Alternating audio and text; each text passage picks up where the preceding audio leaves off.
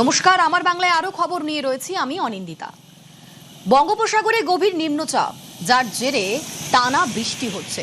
বিশেষ করে উপকূলের জেলায় ভারী বৃষ্টি। পূর্ব মেদিনীপুরের একাধিক জায়গা জলমগ্ন টানা বৃষ্টির জেরে।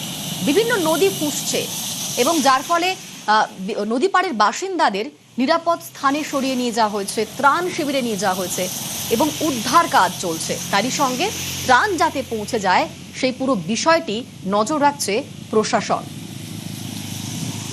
পটাশপুরের কেলেঘাই নদী ফুঁসছে, একাধিক নদী ফুঁসছে, আমরা সেই ছবি দেখাচ্ছি।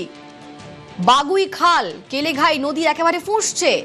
পটাশপুরের প্রায় 7টি গ্রাম জলমগ্ন। দুর্গতদের জন্য 2টি ত্রাণ শিবির খোলা হয়েছে।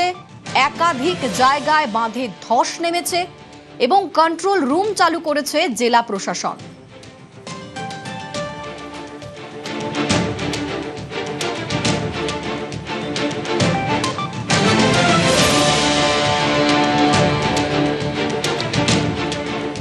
আপনাদের পটাশপুরের ছবি দেখাচ্ছি। টানা বৃষ্টিতে, রাতভর বৃষ্টিতে কি অবস্থা হয়েছে দেখুন। কেলেঘাই নদী, বাগুই খাল একেবারে ফুঁসছে।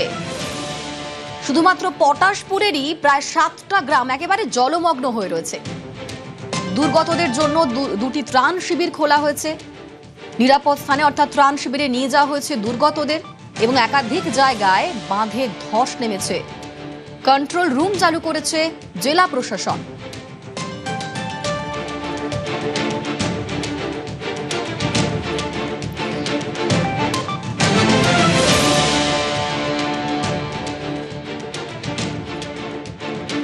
একেবারে বাগুই এবং কেলেঘাই নদী উপচে পড়া জল একেবারে বাড়ির সামনে প্লাবিত হয়েছে। দেখানোর চেষ্টা করব একেবারে আমার বাড়ির সামনে একেবারে জমিন, যেখানে মাঠ রয়েছে, মাঠ ভরেছে জলে এবং যেখানে সবজি থেকে শুরু করে একেবারে ধান জমিন একেবারে জলের তলায় রয়েছে। একাধিক রাস্তা কিন্তু জলমগ্ন হয়ে রয়ে আছে।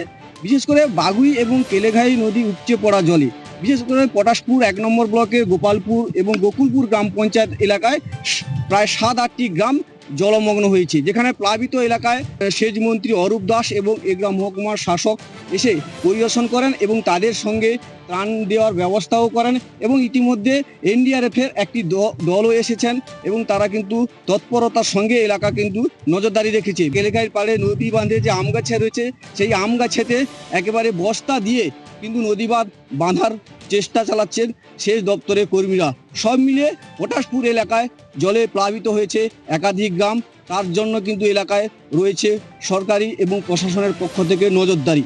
পূর্ব মেদিনীপুর পটাশপুর থেকে পঙ্কজ দাসতী, নিউজ 18 বাংলা। প্রচুর পরিমাণে জল বাড়ছে, ক্ষয়ক্ষতি হয়েছে, প্রচুর ঘর বাড়ি ডুবে গেছে, অনেকের আর চাষবাসও নষ্ট হয়েছে। সবজি চাষের কাছ থেকে সব রকম ক্ষতি হয়েছে। আমাদের পাশে দাঁড়াবে বা বন্যা প্রাণ কিছু জন্য দিয়েছে, আবার আমাদেরকেও দেওয়ার জন্য সহযোগিতা করবে। ঝাড়খণ্ডে বেশি বৃষ্টি হওয়ার জন্য আছে, জলস্তর বেড়ে গেছে, বাঁধ के ऊपर से জল ঢুকে গেছে কিছু গ্রামে। আমাদের পুরা ব্লক প্রশাসন অ্যালার্ট আছে। সব বিডিও সাহেব সব ফিল্ডে ভিজিট করেছেন, এসডিও সাহেব আছেন মাঠে, আমাদের মাননীয় মন্ত্রী যে আছেন ইরিগেশন আর এমওএস পিএনআরডি ওনারাও ফিল্ডে আছেন। সব জায়গায় ঘুরে ঘুরে দেখছেন, যার যে দরকার লাগছে, জরুরত আছে তাদেরকে সব দেওয়া হচ্ছে। ত্রিপল ইয়া খাবার ব্যবস্থা সব করানো হচ্ছে আর রিলিফ সেন্টার স্থাপিত করা আছে, या স্কুল में सबके নিয়ে এসে ওখানে রাখা হচ্ছে, খাবার দাবার সব দেওয়া হচ্ছে, কারো কোনো রকম অসুবিধা না হয় এই জন্য সব ব্লক প্রশাসন মহকুমা প্রশাসন সবকে বলে দেওয়া হয়েছে।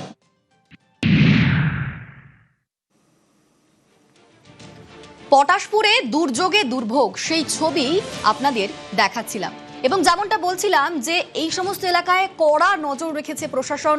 ত্রাণ শিবির খোলা হয়েছে, ত্রাণ শিবিরে নিয়ে যাওয়া হয়েছে দুর্গতদের এবং উদ্ধার কাজের সঙ্গে সঙ্গে চলছে।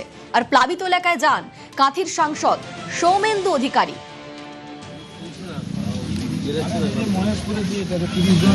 কাঁথিতে যান পূর্ব মেদিনীপুর জেলা পরিষদের সভাধিপতি বামদেব গুছাই, ত্রাণ বিলি করেন তারা। পটাশপুরে যান রাজ্যের মন্ত্রী শান্তনু প্রামাণিকও এবং সেখানে গিয়ে তারা আশ্বাস দেন যে আগামী বছর থেকে আর এই দুর্ভোগ পোহাতে হবে না।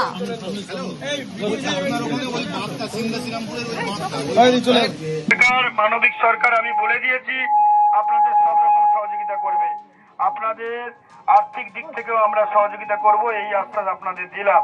কোনো রকম প্রবলেম আপনাদের করতে দেব না। আর আমি এটা বলে যাই, এটাই আপনাদের শেষ দুর্ভোগ। আগামী বছর থেকে কোনো দুর্ভোগ হতে দেব না। আমরা এই কেলেঘাই নদী, কপালেশ্বরী নদী এবং আমাদের বাগুই নদী, এই তিনটে নদীর সংস্কার সহ যা যা করণীয় কর্তব্য আমাদের দরকার আছে, প্রয়োজনীয়তা আছে, সব প্রয়োজনীয়তা আমরা নেব।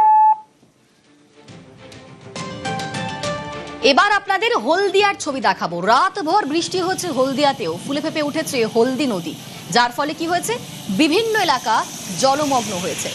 আপনাদের ছবি দেখাচ্ছি, দেখুন হলদিয়ার কি অবস্থা। রাস্তা জলের তলায়, আর এরই মধ্যে চলছে যাতায়াত। আজ দিনভর ঠিক এইরকমই অবস্থা ছিল। পাড় উপচে নদীর জল ঢুকেছে হলদিয়া পুরসভার একাধিক ওয়ার্ডে, বিভিন্ন পঞ্চায়েত এলাকা, সেখানেও ঠিক একই ছবি। জল ঢুকেছে হলদিয়া শিল্পাঞ্চলের একাধিক কারখানাতে। হলদিয়া টাউনশিপ, দুর্গাচক, বালুঘাটায় দুর্ভোগের এক শেষ। তবে বিভিন্ন জায়গায় ত্রাণ বিলি করা হয়েছে। আর এদিন এলাকায় যান পুর নগরোন্নয়ন মন্ত্রী অগ্নিমিত্র পাল, তিনি কিন্তু বৈঠকও করেছেন।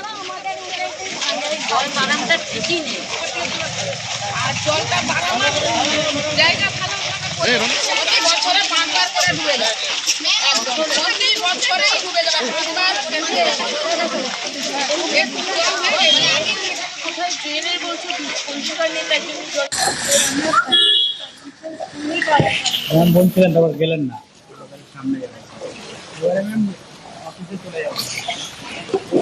এলাকা পরিদর্শনে যান অগ্নিমিত্র পাল এবং তিনি জলে নেমে যান, পুরো পরিস্থিতি খতিয়ে দেখেন, তারপর তিনি বৈঠকও করেন।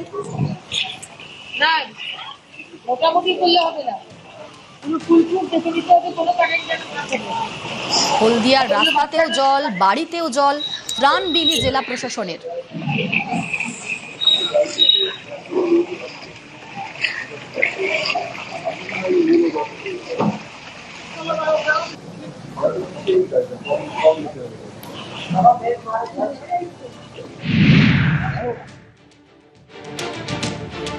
টানা বৃষ্টিতে যে বেহাল অবস্থা হলদিয়ার, রীতিমতো ভয়ঙ্কর অবস্থা।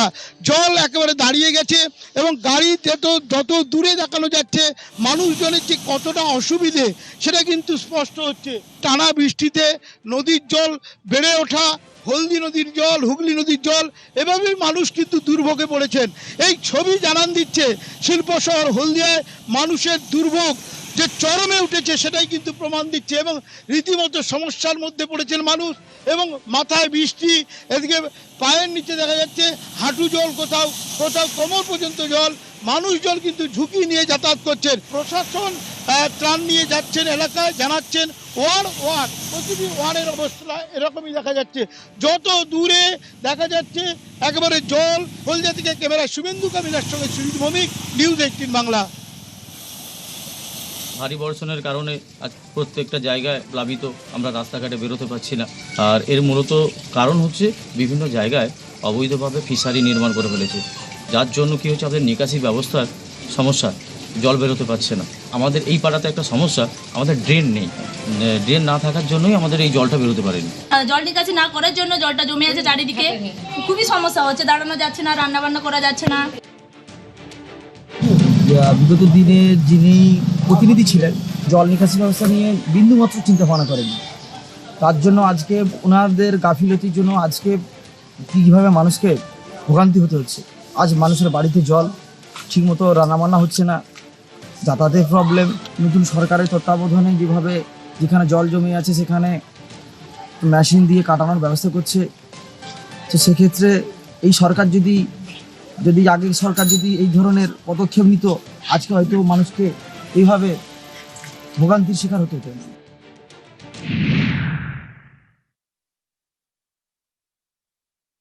সব জায়গায় যাবো, কোথায় খাবার আছে, কোথায় জলের অসুবিধে, কোথায় রান্নার গ্যাস নেই, বাচ্চাগুলো এসেছে, বাচ্চাগুলো জামা কাপড় নিয়ে অনেক জায়গাতে সবগুলি ব্যবস্থা করতে হবে।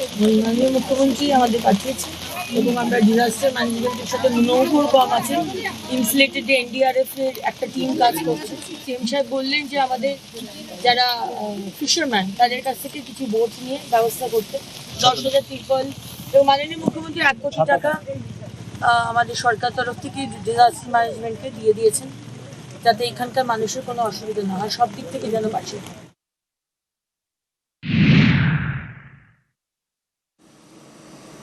হলদিয়ার পর এবার আপনাদের দেখাই নন্দীগ্রামের ছবি। নন্দীগ্রামেও নাগাড়ে বৃষ্টি হয়েছে, যার ফলে নন্দীগ্রামের রাস্তাতেও জল আর বাড়িতেও জল।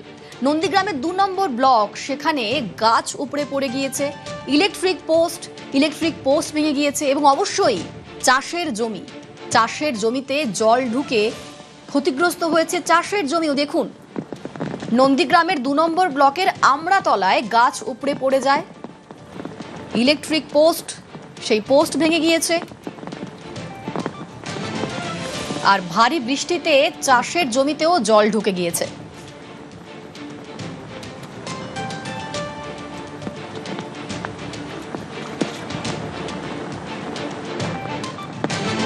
বেহাল অবস্থা নন্দীগ্রামেরও। নন্দীগ্রামের বিস্তীর্ণ এলাকায় জলের তলায়, ঘর ভেঙেছে মাটির, একই সঙ্গে ইলেকট্রিকের খুঁটিও ভেঙেছে। দুর্ভোগ চরমে উঠেছে নন্দীগ্রামের বাসিন্দাদের। নন্দীগ্রাম থেকে ক্যামেরায় অতনু জানার সঙ্গে সুজিত ভৌমিক, নিউজ 18 বাংলা। পুকুরে জল তো ঢুকে গেছে একদম। কিরকম কি ব্যাপার? এ তো না খাওয়া যাবে না, জল খাওয়া যাবে, ব্যবহার করা যাবে না। সাবমার্সিবল চালালে এই পুকুরে জলই উঠছে। এই জলই উঠছে, এর জন্য তো এখান থেকে জল নেওয়া যাচ্ছে না। তো এই মুহূর্তে মানুষজন এখান থেকে না এখান থেকে জল নিতে পারছে না।